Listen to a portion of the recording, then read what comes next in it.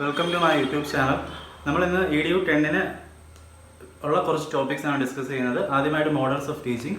നമ്മൾ normal lesson പ്ലാൻസിൽ നിന്നും വിഭിന്നമായിട്ട് എഴുതുന്നതാണ് models. അപ്പം മോഡൽസ് എന്തിനു വേണ്ടി ആണുള്ളത് എന്നുള്ളത് തന്നെയാണ് അതിൻ്റെ ഡെഫിനിഷനും. നമ്മൾ തയ്യാറാക്കുന്ന കുറച്ച് ഗൈഡ് ലൈൻസ്, പ്ലാൻസ് അല്ലെങ്കിൽ ടെക്നിക്സ് ടു കൺവേ ഒരു പ്രത്യേക ബിഹേവിയർ കുട്ടികൾ ഉണ്ടാക്കുവാൻ വേണ്ടി, അല്ലെങ്കിൽ കുറച്ച് ഒബ്ജക്റ്റീവ്സ്, ഇൻസ്ട്രക്ഷണൽ ഒബ്ജക്റ്റീവ്സ് കുട്ടികളിലേക്ക് എത്തിക്കാൻ വേണ്ടി നമ്മൾ പ്രിപ്പയർ ചെയ്യുന്ന പ്ലാൻ, ഗൈഡ് ലൈൻ എന്നിവയൊക്കെയാണ് ടീച്ചിങ് മോഡൽസ്. അപ്പം ഈ ഇൻസ്ട്രക്ഷണൽ ഒബ്ജക്റ്റീവ്സ് ചിലപ്പം സ്പെസിഫിക് ആയിരിക്കാം, ചിലപ്പം ജനറൽ ആയിരിക്കാം. ഇനി നമുക്ക് ഈ മോഡൽസിന് പ്രധാനമായിട്ടും കുറച്ച് ഫണ്ടമെന്റൽ എലമെന്റ്സും ഉണ്ട്, പിന്നെ ഫാമിലീസ് ഓഫ് ടീച്ചിങ് മോഡൽസും ഉണ്ട്. അപ്പം പ്രധാനമായിട്ടും 6 ഫണ്ടമെന്റൽ എലമെന്റ്സ് ആണുള്ളത്. ഒന്നാമതായിട്ട് ഫോക്കസ്. അപ്പം ആ വാക്ക് പറയുന്ന പോലെ തന്നെ ആ ഒരു മോഡലിന്റെ പ്രധാനപ്പെട്ട ഫോക്കസ് അല്ലെങ്കിൽ പ്രധാന ലക്ഷ്യം എന്താണ് എന്ന് പറയുന്നതാണ് ഫോക്കസ്. അപ്പോൾ ഫോക്കസിൽ നമ്മൾ പ്രധാനമായിട്ട് പറഞ്ഞു വയ്ക്കുന്നത് ആസ്പെക്ട്സ് ഓഫ് എൻവയോൺമെന്റ്, അല്ലെങ്കിൽ മെയിനായിട്ട് നമ്മൾ കുട്ടികളിലേക്ക് എത്തിക്കുവാനായിട്ട് ഉദ്ദേശിക്കുന്ന ആ ഒരു ഇൻസ്ട്രക്ഷണൽ ഒബ്ജക്റ്റീവ് എന്താണെന്ന് നമ്മൾ ഫോക്കസിൽ പറഞ്ഞു വയ്ക്കുന്നു. രണ്ടാമതായിട്ട് സിൻടാക്സ് ആണ്. അപ്പോൾ നിങ്ങൾക്ക് സിൻടാക്സ് നമ്മൾ ഒട്ടുമിക്ക മോഡൽസ് നമ്മൾ പറയുന്നൊരു വാക്കാണ്. അപ്പം സിൻടാക്സ് എന്നുള്ള വാക്കുകൊണ്ട് ഇത്രേ അർത്ഥമാക്കുന്നുള്ളൂ, നമ്മൾ ക്ലാസ് എടുക്കുന്ന ആ ജനറൽ സീക്വൻസിനെ കുറിച്ച് പറയുന്ന പേരാണ്, അല്ലെങ്കിൽ ആ ജനറൽ സീക്വൻസിനെ കുറിച്ച് പറയുന്നതാണ് സിൻടാക്സ്. പിന്നെ നമുക്കുള്ളതാണ് പ്രിൻസിപ്പിൾ ഓഫ് റിയാക്ഷൻ. അപ്പോൾ പ്രിൻസിപ്പിൾ ഓഫ് റിയാക്ഷൻ വളരെ ഇമ്പോർട്ടൻ്റ് ആണ്. ടീച്ചർ നൽകേണ്ട ഒരു റിയാക്ഷൻ അല്ലെങ്കിൽ regard with which teacher respond to student interaction ആണ് ഇവിടെ പ്രിൻസിപ്പിൾ ഓഫ് റിയാക്ഷൻ എന്നുള്ളത് കൊണ്ട് അർത്ഥമാക്കുന്നത്.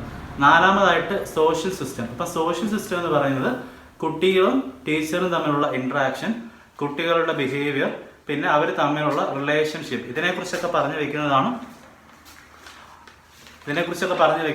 Social system. പിന്നെ അഞ്ചാമതായിട്ടുള്ളത് സപ്പോർട്ട് സിസ്റ്റം. അപ്പം സപ്പോർട്ട് സിസ്റ്റം എന്നുള്ള ആ ഒരു ഫണ്ടമെന്റൽ എലമെന്റിൽ നമ്മൾ പറയുന്നത് നമ്മുടെ ക്ലാസ്സിൽ, അതായത് ഒരു ഓർഡിനറി ക്ലാസ്സിലുള്ള ടീച്ചിങ് സ്കിൽസ് ഒന്നുമല്ല, ടീച്ചർ പ്രത്യേകം കുട്ടികളുടെ ക്ലാസ് എടുക്കുമ്പോൾ നൽകുന്ന അല്ലെങ്കിൽ ടീച്ചറിന്റെ പ്രത്യേക സ്കിൽസ്, അല്ലെങ്കിൽ ക്ലാസ്സിൽ ഒരു ഓർഡിനറി ക്ലാസ് റൂമിൽ നിന്നും വ്യത്യാസപ്പെടുത്തി നമ്മൾ ചെയ്യുന്ന കാര്യങ്ങളെല്ലാം, അത് സ്പെഷ്യൽ സ്കിൽസ് ഓഫ് ടീച്ചർ ആകാം, അല്ലെങ്കിൽ ഓഡിയോ വിഷ്വൽ എയ്ഡ്സ് ആകാം, മറ്റെന്തെങ്കിലും എൻവയോൺമെന്റൽ ആസ്പെക്ട്സ് ആകാം, ഇതെല്ലാം വരുന്നതാണ് നമ്മുടെ സപ്പോർട്ട് സിസ്റ്റം. പിന്നുള്ള പോയിന്റ് ആണ് ആപ്ലിക്കേഷൻ കോൺടെസ്റ്റ്. അപ്പം ആപ്ലിക്കേഷൻ കോൺടെസ്റ്റ് വളരെയധികം ഇമ്പോർട്ടൻ്റ് ആണ്. ഇപ്പം നമുക്ക് ഏകദേശം ഒരു 5 മോഡൽസ് നമുക്ക് അറിയാമെന്ന് വിചാരിക്കുക. ഈ 5 മോഡൽ എവിടെയൊക്കെ പഠിപ്പിക്കണം എന്നൊരു വ്യക്തത അല്ലെങ്കിൽ അതിന്റെ ഫീസിബിലിറ്റി നമുക്കില്ലെങ്കിൽ ഈ മോഡൽസ് കൊണ്ട് യാതൊരുവിധ ഉപയോഗവുമില്ല. ഉദാഹരണം പറയാനാണ് concept attainment model. Concept attainment മോഡലിൽ നമ്മൾ എസെൻഷ്യൽ ആട്രിബ്യൂട്ട്സും നോൺ എസെൻഷ്യൽ ആട്രിബ്യൂട്ട്സും ഇങ്ങനെ തരംതിരിക്കാൻ പറ്റുന്ന ടോപ്പിക്സ് മാത്രമേ നമുക്ക് ഈ ഒരു മോഡൽ കൊണ്ട് പഠിപ്പിക്കാനായിട്ട് പറ്റത്തുള്ളൂ. അല്ലെങ്കിൽ ഒരു കൃത്യമായിട്ട് വ്യത്യാസം പെടുത്തി പറയാൻ പറ്റുന്ന കുറച്ചധികം എക്സാമ്പിൾസ് ഇല്ലെങ്കിൽ കുട്ടികൾക്കത് കൂടുതൽ സംശയത്തിന് ഇടവരുത്തുകയുള്ളൂ. ഒരു എക്സാമ്പിൾ പറയുകയാണെങ്കിൽ, ഞാനിപ്പോൾ potential energy concept attainment model വെച്ച് കുട്ടികളെ പഠിപ്പിക്കുന്നു. അപ്പോൾ പൊട്ടൻഷ്യൽ എനർജി ആണ് എൻ്റെ മെയിൻ ആട്രിബ്യൂട്ട് എങ്കിൽ ഞാൻ അവിടെ നോൺ എസെൻഷ്യൽ ആയിട്ട് എടുക്കുന്നത് കൈനറ്റിക് എനർജി അല്ലെങ്കിൽ മറ്റ് എനർജി ഫോംസിന്റെ എക്സാമ്പിൾസ് ആയിരിക്കും. പക്ഷേ ഈ പൊട്ടൻഷ്യൽ എനർജിയുമായിട്ട് വലിയ വ്യത്യാസമില്ലാത്ത എക്സാമ്പിൾസ് ഞാൻ എടുത്തു കഴിഞ്ഞാൽ കുട്ടികൾക്ക് ഒരിക്കലും അത് ഡിസ്റ്റിങ്വിഷ് ചെയ്യുവാനായിട്ട് സാധിക്കുകയില്ല. അപ്പം അവിടെ ഞാൻ ആ ലെസൺ പ്ലാൻ ഉപയോഗിച്ചത് കൊണ്ട്, അല്ലെങ്കിൽ ആ മോഡൽ കൺസെപ്റ്റ് അറ്റൈൻമെന്റ് മോഡൽ ഉപയോഗിച്ചത് കൊണ്ടുള്ള യാതൊരുവിധ ഉപകാരവും കുട്ടിക്ക് ലഭിക്കുന്നില്ല. ആ ഒരു ഇൻസ്ട്രക്ഷണൽ ഒബ്ജക്റ്റീവോ അല്ലെങ്കിൽ ഒരു ബിഹേവിയറൽ ചേഞ്ചോ ഒന്നും അവിടെ നമുക്ക് സൃഷ്ടിക്കുവാനായിട്ട് സാധിക്കുകയില്ല. അപ്പം ഇത്രയുമൊക്കെയാണ് പ്രധാനപ്പെട്ട ഫണ്ടമെന്റൽ എലമെന്റ്സ്. ഇനി നമുക്ക് പ്രധാനപ്പെട്ട ഫാമിലീസ് ഓഫ് മോഡൽസ് നോക്കാം. നമ്മൾ ഫണ്ടമെന്റൽ എലമെന്റ്സ് പറഞ്ഞു കഴിഞ്ഞു. ഇനി പറയാനുള്ളത് ഫാമിലീസ് ഓഫ് മോഡൽസ് ഓഫ് ടീച്ചിങ്ങിനെ കുറിച്ചാണ്. അപ്പോൾ പ്രധാനമായിട്ട് 4 ഫാമിലീസ് ആണ് നമുക്ക് പഠിക്കാനുള്ളത്.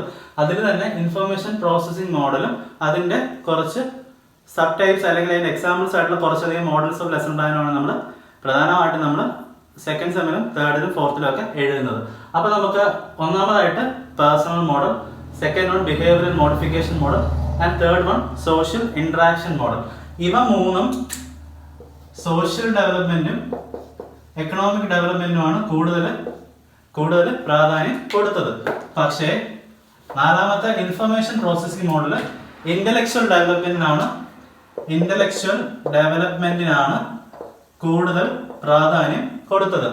അപ്പം കുട്ടി എങ്ങനെ എൻവയോൺമെന്റിൽ നിന്നും കാര്യങ്ങൾ കണ്ട് കുട്ടി എങ്ങനെ ഇൻഫർമേഷൻ പ്രോസസ്സ് ചെയ്യുന്നു, അതാണ് ഇതിന്റെ ഒരു ബേസ് എന്ന് പറയുന്നത്. സോ അപ്പം ഒന്നാമത്തെ പോയിന്റ് അത് തന്നെയാണ്. These models are concerned with the way in which student process information. അപ്പോൾ അത് ഓർത്ത് വെക്കുക. രണ്ടാമതായിട്ട് നമ്മൾ പ്രോബ്ലം സോൾവിങ് പഠിച്ചല്ലോ. പ്രോബ്ലം സോൾവിങ് എന്ന് ഓർത്ത് വെച്ച് കഴിഞ്ഞാൽ സെക്കൻഡ് സ്റ്റെപ്പ് നമുക്ക് മനസ്സിലാവും. പ്രധാനമായിട്ടും കുട്ടി ഒരു പ്രോബ്ലം സെൻസ് ചെയ്യുന്നു, പിന്നെ അതുമായിട്ട് റിലേറ്റഡ് ആയിട്ടുള്ള കാര്യങ്ങളെല്ലാം കുട്ടി കളക്ട് ചെയ്യുന്നു, പിന്നെ ജനറലൈസ്ഡ് ഐഡിയ അല്ലെങ്കിൽ ഒരു കൺസെപ്റ്റ് കുട്ടി തന്നെ ക്രിയേറ്റ് ചെയ്യുന്നു, അവസാനം ആ ഒരു പ്രോബ്ലം സോൾവ് ചെയ്യുന്നു. അതും ഇൻഫർമേഷൻ പ്രോസസ്സിംഗ് മോഡലിൽ വരുന്ന ഒരു പോയിന്റ് ആണ്. മൂന്നാമത്തെ പോയിന്റ് ഞാൻ ഓൾറെഡി പറഞ്ഞതുപോലെ എക്കണോമിക് ആൻഡ് സോഷ്യൽ ഡെവലപ്മെന്റിന് പ്രാധാന്യം കൊടുക്കുന്നില്ല. പ്രധാനമായിട്ടും പ്രാധാന്യം കൊടുക്കുന്നത് ഇന്റലക്ച്വൽ ഡെവലപ്മെന്റിന് മാത്രമാണ്. ഇനി ഇൻഫർമേഷൻ പ്രോസസ്സിംഗ് മോഡലിൽ കുറച്ച് എക്സാമ്പിൾസ് ഉണ്ട്. അപ്പം ഇനി നമുക്ക് ഇൻഫർമേഷൻ പ്രോസസ്സിംഗ് മോഡലിൽ കുറച്ച് എക്സാമ്പിൾ നോക്കാം. ഒന്നാമതായിട്ട് concept attainment model Jerome S Bruner കൊണ്ടുവന്നതാണ്. സോ ഇൻഫർമേഷൻ പ്രോസസ്സിംഗ് മോഡലിന്റെ എക്സാമ്പിൾസ് നോക്കി വെച്ചത്, കാരണം 1 മാർക്കിന് സ്ഥിരമായിട്ട് ചോദിക്കുന്നതാണ്. ഇത് എക്സ്പ്ലെയിൻ ചെയ്യാനായിട്ട് 2 മാർക്ക് 5 മാർക്കൊക്കെ വേറെ ചോദ്യമുണ്ട്. എസ്ഐക്ക് ഇതിന്റെ ലെസൺ പ്ലാൻ എഴുതുവാനായിട്ട് ചോദിക്കും. അപ്പോൾ ഒന്നാമതായിട്ട് കൺസെപ്റ്റ് അറ്റൈൻമെന്റ് മോഡൽ ബ്രൂണർ ആണ്. പിന്നെ അഡ്വാൻസ് ഓർഗനൈസർ മോഡൽ ഓസ്വെൽ ആണ്. പിന്നെ inquiry training model Richard Suchman ആണ്. Inquiry training model Richard Suchman ആണ്. റിച്ചാർഡ് സച്ച്മാന്റെ തന്നെയാണ് ഇൻഡക്റ്റീവ് തിങ്കിങ് മോഡലും. ഇപ്പൊ ഇൻഡക്റ്റീവ് തിങ്കിങ് മോഡൽ റിച്ചാർഡ് സച്ച്മാനും ഹിൽഡ താബയും കൂടെ ചേർന്ന് പറഞ്ഞ് വെച്ചതാണ്. പിന്നെ നമുക്ക് പഠിക്കാനുള്ള പ്രധാനപ്പെട്ട ഒന്നാണ് cognitive growth model. Cognitive growth model പിയാഷെയും സൽവനും കൂടെ കൊണ്ടുവന്നതാണ്. സോ ഇത്രയൊക്കെയാണ് families of models of teaching. ആദ്യത്തെ 3 നമുക്ക് ജസ്റ്റ് ഒന്ന് നോക്കി വെച്ചാൽ മാത്രം മതിയാകും. ഇൻഫർമേഷൻ പ്രോസസ്സിംഗ് മോഡൽ അതിന്റെ എക്സാമ്പിൾസ് ആണ് നമുക്ക് പ്രധാനമായിട്ടും മോഡൽസ് ഓഫ് ടീച്ചിങ്ങിൽ പഠിക്കാനുള്ളത്. അപ്പോൾ concept attainment model Jerome S Bruner, advance organiser model Ausubel, inquiry training model Richard Suchman, inductive thinking model താബയും സൽവനും. അപ്പോൾ ഇത്രയും കാര്യങ്ങൾ ജസ്റ്റ് ഒന്ന് ഓർത്ത് വെച്ചേക്കുക. നമുക്ക് ആദ്യത്തെ എക്സാമ്പിളിലേക്ക് വരാം. Concept attainment model. അപ്പൊ നമ്മുടെ ലെസൺ പ്ലാനിൽ എപ്പോഴും എഴുതുന്നതും കേൾക്കുന്നതുമായിട്ടുള്ള ഒരു വാക്കാണ് കൺസെപ്റ്റ്. അപ്പം ബ്രൂണർ കൺസെപ്റ്റിന് നൽകിയ ഒരു ചെറിയ ഡെഫിനിഷൻ ഇതായിരുന്നു: ഒരു കൂട്ടം കാര്യങ്ങളെ പറ്റി പറയുന്നതാണ് കൺസെപ്റ്റ്. അപ്പം ഈ കൺസെപ്റ്റ്സ് കുട്ടി മനസ്സിലാക്കുന്നത് തന്നെയാണ്, അല്ലെങ്കിൽ കുട്ടി കൺസെപ്റ്റ്സ് മനസ്സിലാക്കി പഠിക്കുന്നത് തന്നെയാണ് സാധാരണഗതിയിൽ ഒരു സ്കൂളിൽ നടത്തുന്നത്. അതുകൊണ്ട് തന്നെ കൺസെപ്റ്റ് അറ്റൈൻമെന്റ് മോഡലിന് വളരെയധികം പ്രാധാന്യമുണ്ട്. അപ്പൊ നമ്മൾ ഇനി കൺസെപ്റ്റ് അറ്റൈൻമെന്റ് മോഡൽ ജസ്റ്റ് ഞാൻ പറയാം. ഒന്നാമതായിട്ട് നമുക്ക് അതിന്റെ എലമെന്റ്സ് നോക്കാം. പ്രധാനമായിട്ട് ഒന്നാമത്തെ എലമെന്റ് നെയിം. എല്ലാ കൺസെപ്റ്റ്സിനും ഒരു പേര് ഉറപ്പായിട്ടും കാണും. ഞാൻ ഈ വീഡിയോയുടെ ഒപ്പം നിങ്ങൾ നോട്ട് എഴുതി പോകുക, അപ്പോൾ നിങ്ങൾക്ക് കുറച്ചുകൂടെ വ്യക്തമായിട്ട് മനസ്സിലാവും. ഇപ്പോൾ ഒരു എക്സാമ്പിൾ പറയാനാണെങ്കിൽ എനർജി, അല്ലെങ്കിൽ വോളിയം, അല്ലെങ്കിൽ നമ്മൾ എടുക്കുന്ന ആ ഒരു കൺസെപ്റ്റ്. രണ്ടാമത്തെ പോയിന്റ് ആണ് അട്രിബ്യൂട്ട്സ്. കൺസെപ്റ്റ്സിന്റെ അട്രിബ്യൂട്ട്സ്. അപ്പം എല്ലാവിധ കൺസെപ്റ്റ്സിനും എസെൻഷ്യൽ അട്രിബ്യൂട്ട്സും കാണും. നമ്മൾ കുട്ടികൾക്ക് കൊടുക്കുന്ന നോൺ എസെൻഷ്യൽ അട്രിബ്യൂട്ട്സും കാണും. നോൺ എസെൻഷ്യൽ അട്രിബ്യൂട്ട്സ് ഞാൻ അത് കൂടുതൽ എക്സ്പ്ലെയിൻ ചെയ്യുന്നില്ല. മൂന്നാമത്തെ എലമെന്റ് ആണ് examples. Concept attainment model lesson plan എഴുതിയിട്ടുള്ളവർക്ക് അറിയാം, നമുക്ക് കുട്ടികൾക്ക് പോസിറ്റീവ് എക്സാമ്പിളും കൊടുക്കാറുണ്ട്. അതായത് നമ്മുടെ എലമെന്റുമായിട്ട്, നമ്മുടെ കൺസെപ്റ്റുമായിട്ട് റിലേറ്റഡ് ആയിട്ടുള്ള പോസിറ്റീവ് എക്സാമ്പിൾസും കൊടുക്കാറുണ്ട്. റിലേറ്റഡ് ആയിട്ടുള്ളതല്ലാതുള്ള നെഗറ്റീവ് എക്സാമ്പിൾസും കൊടുക്കാറുണ്ട്. അപ്പം ഇത്രയുമാണ് എലമെന്റ്സ്. ഇനി പ്രധാനപ്പെട്ട ലാസ്റ്റ് എലമെന്റ് ആണ് ഡെഫിനിഷൻ. നമ്മുടെ കൺസെപ്റ്റിന് നമ്മൾ കൊടുക്കുന്ന ഡെഫിനിഷൻ. നമ്മൾ ഈ പറയുന്ന പോസിറ്റീവ് അട്രിബ്യൂട്ട്സ് ഒക്കെ തന്നെ ആയിരിക്കും കൺസെപ്റ്റിന്റെ ഡെഫിനിഷൻ. അപ്പം എലമെന്റ് എല്ലാവർക്കും മനസ്സിലായെന്ന് വിശ്വസിക്കുന്നു. നമുക്ക് രണ്ടാമതായിട്ടുള്ളതാണ് സിൻടാക്സ്. അപ്പൊ ഞാൻ നിങ്ങളുടെ നേരത്തെ പറഞ്ഞിട്ടുള്ള പോലെ സിൻടാക്സ് എന്താണ്? നമ്മൾ ഏത് സീക്വൻസിലാണോ ലെസൺ പ്ലാൻ മുമ്പോട്ട് കൊണ്ടുപോകുന്നത്, അല്ലെങ്കിൽ ക്ലാസ് മുമ്പോട്ട് കൊണ്ടുപോകുന്നത്, അത് തന്നെയാണ്, അതിന് വിളിക്കുന്ന പേര് തന്നെയാണ് സിൻടാക്സ്. അപ്പൊ പ്രധാനമായിട്ടും ഒന്നാമത്തെ പോയിന്റ് എന്ന് പറയുന്നത് presentation of data and identification of concepts. Presentation of data and identification of concepts. രണ്ടാമത് testing the attainment of concept. Testing the attainment. ഞാനത് എഴുതിയിട്ട് എക്സ്പ്ലെയിൻ ചെയ്തു തരാം. മൂന്നാമതായിട്ട് analysis of thinking strategies. Analysis of thinking strategies. നമുക്ക് ബാക്കി elements എഴുതുന്നതിന് മുമ്പ് ഞാൻ ജസ്റ്റ് ഒരു കൺസെപ്റ്റ് അറ്റൈൻമെന്റ് മോഡൽ എന്താണെന്ന് ഞാൻ പറഞ്ഞുതരാം. ടീച്ചർ ക്ലാസ്സിലേക്ക് ചെല്ലുന്നു, കുട്ടികളെ ഗ്രീറ്റ് ചെയ്യുന്നു. അപ്പൊ ടീച്ചറിന്റെ മനസ്സിലൊരു പ്രധാനപ്പെട്ട കൺസെപ്റ്റ് കാണും. അപ്പൊ ടീച്ചർ ചെയ്യുന്നതെന്ന് വെച്ച് കഴിഞ്ഞാൽ ആ കൺസെപ്റ്റിന്റെ എസെൻഷ്യൽ അട്രിബ്യൂട്ട്സും നോൺ എസെൻഷ്യൽ അട്രിബ്യൂട്ട്സ് ടീച്ചർ ഓർത്ത് വെച്ചിരിക്കും. എന്നിട്ട് ഇതിന്റെ ബേസിൽ പോസിറ്റീവ് എക്സാമ്പിളും നെഗറ്റീവ് എക്സാമ്പിളും കുട്ടികൾക്ക് കൊടുക്കും. കുറച്ചധികം പോസിറ്റീവ് എക്സാമ്പിൾസ് ആദ്യം പറഞ്ഞു കൊടുക്കും, പിന്നെ നെഗറ്റീവ് എക്സാമ്പിൾസ് പറഞ്ഞു കൊടുക്കും. അപ്പം ഈ എക്സാമ്പിൾസിന്റെ ഡിഫറൻസ് വെച്ച് ഈ ഫസ്റ്റ് ഞാൻ പറയുന്നത് presentation of data and identification of concepts. അപ്പം ഈ കൊടുത്തിട്ടുള്ള എക്സാമ്പിൾസിൽ നിന്നും ആ കൺസെപ്റ്റിന്റെ പ്രധാന അട്രിബ്യൂട്ട്സ് കുട്ടി തിരിച്ചറിയും. ഇനി രണ്ടാമതായിട്ട് കുട്ടിയുടെ കൺസെപ്റ്റിലുള്ള അറ്റൈൻമെന്റ് തിരിച്ചറിയാനായിട്ട് നമ്മൾ കുറെ അധികം എക്സാമ്പിൾസ്, അതായത് അൺലേബിൾഡ് ആയിട്ടുള്ള എക്സാമ്പിൾസ് മിക്സ് ചെയ്ത് കൊടുക്കും കുട്ടികൾക്ക്. അപ്പൊ മിക്സ് ചെയ്ത് കൊടുക്കുമ്പോൾ കുട്ടികൾ അത് ഡിസ്റ്റിങ്വിഷ് ചെയ്തിട്ട് പോസിറ്റീവ് ആണോ നെഗറ്റീവ് ആണോ എന്ന് കുട്ടി വേർതിരിച്ച് എഴുതും. അവസാനം നമ്മൾ കുട്ടികളെ കൊണ്ട് ആ പ്രധാനപ്പെട്ട അട്രിബ്യൂട്ട്സ് അല്ലെങ്കിൽ ഡെഫിനിഷൻ പറയിപ്പിക്കുന്നു. നമുക്ക് വേണേൽ പറഞ്ഞു കൊടുക്കുക, അല്ലെങ്കിൽ കുട്ടികളെ കൊണ്ട് പറയിപ്പിക്കുന്നു. അപ്പം ഇത്രയുമാണ് ഒരു കൺസെപ്റ്റ് അറ്റൈൻമെന്റ് മോഡൽ ലെസൺ പ്ലാനിൽ നമ്മൾ ചെയ്യുന്ന കാര്യങ്ങൾ. അപ്പം ഇപ്പം നിങ്ങൾക്ക് ഈ എലമെന്റ്സും സിന്റാക്സും മനസ്സിലാകാൻ വിശ്വസിക്കുന്നു. ഇനി മൂന്നാമത്തെ പ്രധാനപ്പെട്ട എലമെന്റ് ആണ് സോഷ്യൽ സിസ്റ്റം. പറഞ്ഞല്ലോ ഇവിടെ ടീച്ചർ എന്താ ചെയ്യുന്നത്, ടീച്ചർ നല്ലൊരു കൺസെപ്റ്റ് യൂസ് ചെയ്തു അതിന്റെ അട്രിബ്യൂട്ട്സ് ഒക്കെ മനസ്സിൽ വെച്ചുകൊണ്ട് വന്ന് എന്നിട്ട് അത് പ്രസന്റ് ചെയ്യുന്നു. കുട്ടികൾ തിരിച്ചറിയാനുള്ള സമയം ടീച്ചർ കൊടുക്കുന്നുണ്ട്. അപ്പം ഇതാണ് കൺസെപ്റ്റ് അറ്റൈൻമെന്റ് മോഡലിലെ സോഷ്യൽ സിസ്റ്റം. ഇനി പ്രിൻസിപ്പൽ ഓഫ് റിയാക്ഷനെ കുറിച്ച് നമ്മൾ പറഞ്ഞിരുന്നു. അപ്പം ഇന്ററാക്ഷൻ, ഇവിടെ എന്ത് ഇന്ററാക്ഷൻ നടക്കുന്നത്, ടീച്ചർ എക്സാമ്പിൾസ് കൊടുക്കുന്നു, കുട്ടികളെ കൊണ്ട് അത് ചൂസ് ചെയ്യിപ്പിക്കുന്നു, കുട്ടികൾക്ക് അത് അനലൈസ് ചെയ്യാനുള്ള സമയം കൊടുക്കുന്നു, കുട്ടികൾ റെസ്പോണ്ട് ചെയ്യുന്നുണ്ട്. അത്രയുമൊക്കെയാണ് ഇവിടുത്തെ പ്രിൻസിപ്പിൾ ഓഫ് റിയാക്ഷൻ. ഇനി നമ്മുടെ പ്രധാനപ്പെട്ട അഞ്ചാമത്തെ പോയിന്റ് ആണ് സപ്പോർട്ട് സിസ്റ്റം. ഇവിടുത്തെ സപ്പോർട്ട് സിസ്റ്റം എന്താണ്? ഞാൻ നിങ്ങളുടെ ഓൾറെഡി പറഞ്ഞു, ഓർഡിനറി ക്ലാസ് റൂമിലെ കാര്യങ്ങളല്ല ഉദ്ദേശിക്കുന്നത്. ടീച്ചർ പ്രിപ്പയർ അല്ലെങ്കിൽ ടീച്ചർ പ്രസന്റ് ചെയ്യുന്ന സ്പെഷ്യൽ സ്കിൽസ് അല്ലെങ്കിൽ ടീച്ചർ സാധാരണ ക്ലാസ്സിൽ ഉപയോഗിക്കാത്ത പ്രത്യേക കാര്യങ്ങൾ. ഇവിടെ എന്താ അത് പോസിറ്റീവും നെഗറ്റീവ് എക്സാമ്പിൾസ്. അപ്പൊ പോസിറ്റീവ് നെഗറ്റീവ് എക്സാമ്പിൾസിന്റെ ഒരു പ്രത്യേകത എന്താ, ഇവിടെ ടീച്ചറിന് വേണമെങ്കിൽ അത് ഫ്ലാഷ് കാർഡിൽ പോസിറ്റീവ് എക്സാമ്പിൾസും നെഗറ്റീവ് എക്സാമ്പിൾസ് വേണേൽ കൊടുക്കാം, അല്ലെങ്കിൽ പോസിറ്റീവ് നെഗറ്റീവ് എക്സാമ്പിൾസിന്റെ വീഡിയോസ് വേണേൽ കുട്ടികളെ കാണിക്കാം, അല്ലെങ്കിൽ അതിന്റെ ഇമേജസ് കാണിക്കാം, അല്ലെങ്കിൽ ടീച്ചറിന്റെ ഇന്നോവേഷൻ അനുസരിച്ച് ടീച്ചറിന് ഏത് രീതിയിൽ വേണമെങ്കിലും ഈ എക്സാമ്പിൾസ് ഇവിടെ പ്രസന്റ് ചെയ്യാം. അപ്പം ഇത്രയുമൊക്കെയാണ് കൺസെപ്റ്റ് അറ്റൈൻമെന്റ് മോഡൽ. അപ്പൊ നിങ്ങൾക്ക് കൺസെപ്റ്റ് അറ്റൈൻമെന്റ് മോഡൽ 5 മാർക്കിന് ചോദിച്ചാൽ ഈ 6 കാര്യങ്ങൾ എഴുതി വെക്കുക. ലെസൺ പ്ലാൻ എഴുതാൻ ചോദിച്ചു കഴിഞ്ഞാൽ വളരെ എളുപ്പമുള്ള ലെസൺ പ്ലാൻ ആണ് കൺസെപ്റ്റ് അറ്റൈൻമെന്റ് മോഡൽ. പക്ഷേ ഈ കൺസെപ്റ്റ് എടുക്കുമ്പോൾ കുട്ടികൾക്ക് ഡിസ്റ്റിങ്വിഷ് ചെയ്യാൻ പറ്റുന്ന എക്സാമ്പിൾസ് ഉള്ള കൺസെപ്റ്റ് ആയിരിക്കണം നമ്മൾ ലെസൺ പ്ലാൻ എഴുതുമ്പോൾ എടുക്കേണ്ടത്. അപ്പം ഇതൊരു എസ്സേക്ക് ചോദിച്ചു കഴിഞ്ഞാൽ വളരെ എളുപ്പത്തിൽ ആദ്യം പോസിറ്റീവ് എക്സാമ്പിൾ, അതായത് നമ്മൾ ആദ്യമേ കുട്ടികളുടെ പേര് ഇതെല്ലാം കൊടുക്കുക, പിന്നെ കൺസെപ്റ്റ് നെയിം, അതിന്റെ essential non essential attributes, examples കൊടുക്കുക, പിന്നെ കുട്ടികളിലേക്ക് അത് ആ ക്ലാസ് റൂം ഇന്ററാക്ഷൻ പ്രൊസീജിയർ എഴുതുക, പിന്നെ പോസിറ്റീവ് നെഗറ്റീവ് എക്സാമ്പിൾസ് മിക്സ് ചെയ്ത് കൊടുത്തിട്ട് കുട്ടികളെ കൊണ്ട് എടുപ്പിക്കുക, പിന്നെ അവസാനം ജസ്റ്റ് ഒന്ന് കൺസോളിഡേറ്റ് ചെയ്യുക. ഇത്രയുമാണ് കൺസെപ്റ്റ് അറ്റൈൻമെന്റ് മോഡൽ. രണ്ടാമതായിട്ട് ഇൻക്വയറി ട്രെയിനിങ് മോഡലാണ്. അപ്പം ഇൻക്വയറി ട്രെയിനിങ് മോഡലിൽ നമ്മൾ കൺസെപ്റ്റ് അറ്റൈൻമെന്റ് മോഡൽ കൺസെപ്റ്റുമായിട്ട് ബന്ധപ്പെടുത്തിയാണ് പറഞ്ഞത്. അപ്പം ഇൻക്വയറി ട്രെയിനിങ് മോഡൽ നമ്മൾ ചെയ്യുന്നത് ഒരു അൺയൂഷ്വൽ ആയിട്ടുള്ള ഫിനോമിനൻ കുട്ടികളിലേക്ക് എത്തിച്ചിട്ട് അവരെ ഇൻവെസ്റ്റിഗേറ്റ് ചെയ്ത് അതിന്റെ കാരണം കണ്ടെത്തുന്നു. അപ്പം അങ്ങനെയുള്ള ഒരു സിറ്റുവേഷനിലൂടെയാണ് നമ്മൾ ഇൻക്വയറി ട്രെയിനിങ് മോഡലിൽ ക്ലാസ് എടുക്കുന്നത്. അപ്പം ഇൻക്വയറി ട്രെയിനിങ് മോഡലിൽ കുറച്ചധികം അസംഷൻസ് ഉണ്ട്. ഒന്നാമത്തത്, ഒരു പസിലിംഗ് സിറ്റുവേഷൻ കുട്ടികൾക്ക് നൽകി കഴിഞ്ഞാൽ അവർക്കൊരു നാച്ചുറൽ എൻക്വയറി വഴി അവരത് അതിന്റെ ഉത്തരം കണ്ടെത്തുവാനായിട്ട് ശ്രമിക്കും. അപ്പം ഇതിനെ ബേസ് ചെയ്താണ് ഈ whole enquiry training model develop നമ്മൾ ചെയ്യുന്നത്. അപ്പം ഇതിനൊരു ഇന്നോവേറ്റീവ് ആയിട്ട് അല്ലെങ്കിൽ ക്രിയേറ്റീവായിട്ട് തിങ്ക് ചെയ്തൊരു സ്ട്രാറ്റജി അവർ കണ്ടെത്തും. ഇനി കുട്ടികൾ കണ്ടെത്തുന്ന ഈ സ്ട്രാറ്റജീസിലേക്ക് നമുക്ക് വേണമെങ്കിൽ പുതിയ സ്ട്രാറ്റജീസ് നമുക്ക് ടീച്ചേഴ്സിന് ആഡ് ചെയ്യാം. ഇതെല്ലാം അസംഷൻസ് ആണ്, ടീച്ചേഴ്സിന് ആഡ് ചെയ്യാം. ഇനി നാലാമത്തെ പ്രധാനപ്പെട്ട അസംഷൻ എന്ന് പറയുന്നത്, ഓക്കെ, നമ്മൾ ഈ ആഡ് ചെയ്യുന്ന ആ ഒരു സ്ട്രാറ്റജി അല്ലെങ്കിൽ ഒരു ഓൾട്ടർനേറ്റീവ് സ്ട്രാറ്റജി നമുക്ക് കുട്ടികൾക്ക് ആ ഒരു വിഷയത്തിൽ കൊടുക്കുവാനായിട്ടും സാധിക്കും. ഈ 4 പ്രധാനപ്പെട്ട അസംഷൻസ്. ഇനി നമുക്ക് ഇതിന്റെ ഒബ്ജക്റ്റീവ്സ് നോക്കാം.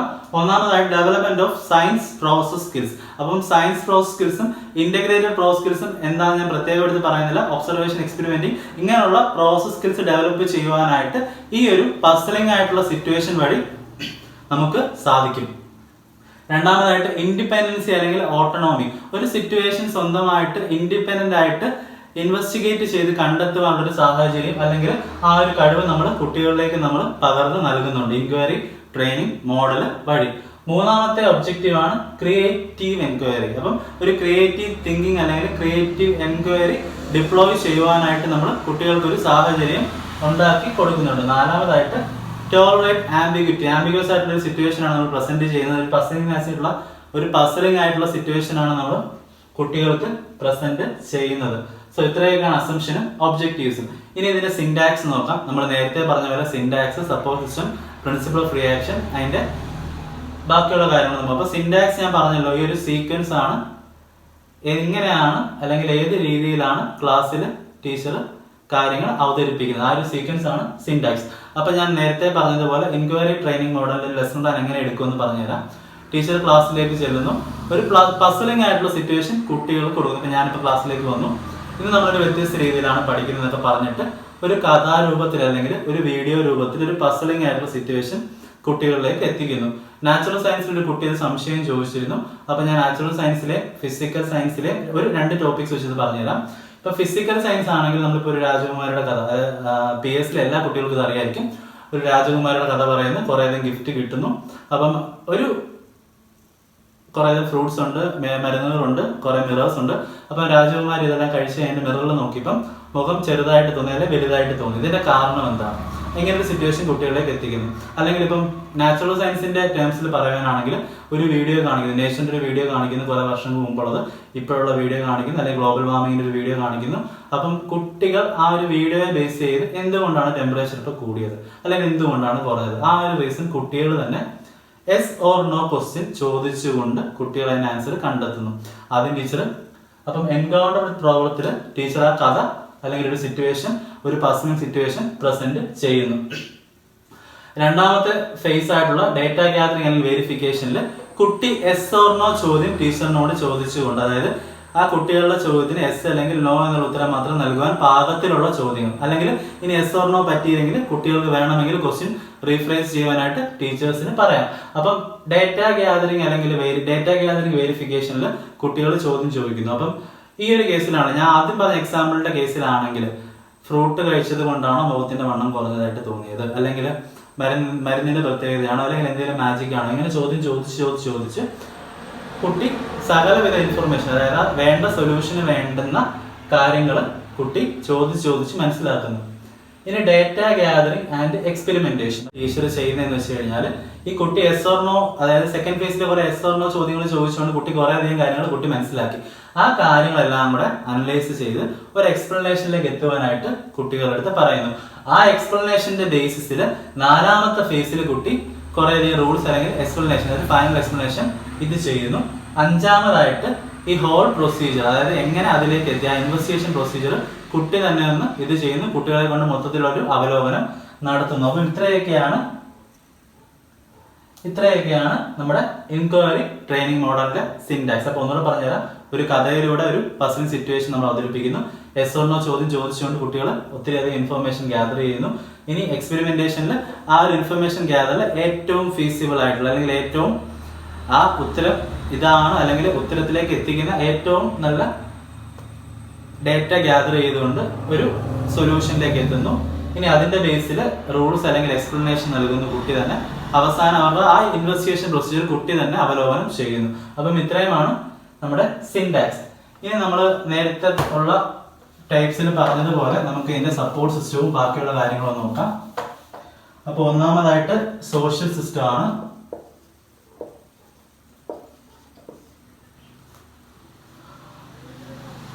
അപ്പം സോഷ്യൽ സിസ്റ്റം ഞാൻ നിങ്ങളോട് പറഞ്ഞല്ലോ, കുട്ടി ഇവിടെ ടീച്ചർ എന്താ ചെയ്യുന്നത്, ഒരു പസിലിംഗ് ആയിട്ടുള്ള സിറ്റുവേഷൻ കുട്ടികളിലേക്ക് എത്തുന്നത്. കുട്ടികളിലേക്ക് എങ്ങനെ എത്തിക്കാൻ പറ്റും, വേണമെങ്കിൽ കഥ പറഞ്ഞെത്തിക്കാം, അല്ലെങ്കിൽ പിക്ചേഴ്സ് കാണിച്ചെത്തിക്കാം. ഒരു പസിലിംഗ് സിറ്റുവേഷൻ എങ്ങനെയായാലും കുട്ടികളിലേക്ക് എത്തിക്കും. ഇതാണ് ഒരു സോഷ്യൽ സിസ്റ്റം. ഇനി പ്രിൻസിപ്പിൾ ഓഫ് റിയാക്ഷൻ ടീച്ചർ എന്താ ചെയ്യുന്നത്, കുട്ടികളെ കൊണ്ട് yes or no questions frame ചെയ്യിപ്പിക്കുന്നു, ഫ്രേസ് ചെയ്യിപ്പിക്കുന്നു. അല്ലെങ്കിൽ ഇനി എസ് ഓർ നോ ക്വസ്റ്റ്യൻ പറ്റില്ല എങ്കിൽ ചെറിയ വ്യത്യാസപ്പെടുത്തി ക്വസ്റ്റ്യൻസ് ഫ്രെയിം ചെയ്യാനായിട്ട് കുട്ടികളുടെ അടുത്ത് ആവശ്യപ്പെടുന്നത്. അതാണ് അപ്പം പ്രിൻസിപ്പിൾ ഓഫ് റിയാക്ഷനിൽ നടക്കുന്നത്. അപ്പം സോഷ്യൽ സിസ്റ്റമായി. ഇനി സപ്പോർട്ട് സിസ്റ്റം. അപ്പം ഞാൻ ഈ കഥയെന്ന് പറഞ്ഞല്ലോ, ഈ കഥ വേണമെങ്കിൽ ടീച്ചറിന്റെ ഫ്ലാഷ് കാർഡ് വഴി കൊടുക്കാം, അല്ലെങ്കിൽ വീഡിയോ, അതിന്റെ ഇമേജ് എന്ത് വേണമെങ്കിലും കൊടുക്കാം. അപ്പം ഇത്രയൊക്കെയാണ് ഇൻക്വയറി ട്രെയിനിങ് മോഡൽ. അപ്പൊ ഇൻക്വയറി ട്രെയിനിങ് മോഡൽ ഇത്രയും നമ്മൾ ചെയ്യുന്നുള്ളൂ. ഒരു പസിലിംഗ് സിറ്റുവേഷൻ കൊടുക്കുന്നു, കുട്ടികളുടെ ഇൻവെസ്റ്റിഗേഷൻ അല്ലെങ്കിൽ ഇൻവെസ്റ്റിഗേറ്റീവ് മൈൻഡ് നമ്മളൊന്ന് എൻകിൻഡിൽ ചെയ്യുന്നു. കുട്ടികൾ കാര്യങ്ങൾ, അതായത് ഒരു സൊല്യൂഷൻ, കുട്ടികൾ S1 കുറിച്ച് ചോദ്യം ചോദിച്ചുകൊണ്ട് ഒരു സൊല്യൂഷനിലേക്ക്, അതായത് ഡേറ്റ ഗ്യാദർ ചെയ്ത് അതിന് എക്സ്പെരിമെന്റേഷൻ നടത്തി ഒരു ഫൈനലി റൂൾസ് അല്ലെങ്കിൽ എക്സ്പ്ലനേഷൻ കുട്ടികൾ തന്നെ ഫോർമുലേറ്റ് ചെയ്യുന്നു. അപ്പോൾ ഇത്രയൊക്കെയാണ് ഇൻക്വയറി ട്രെയിനിങ് മോഡൽ. ബാക്കി മോഡൽസ് ഞാൻ അടുത്ത വീഡിയോയിൽ ചെയ്യുന്നതായിരിക്കും. So thanks.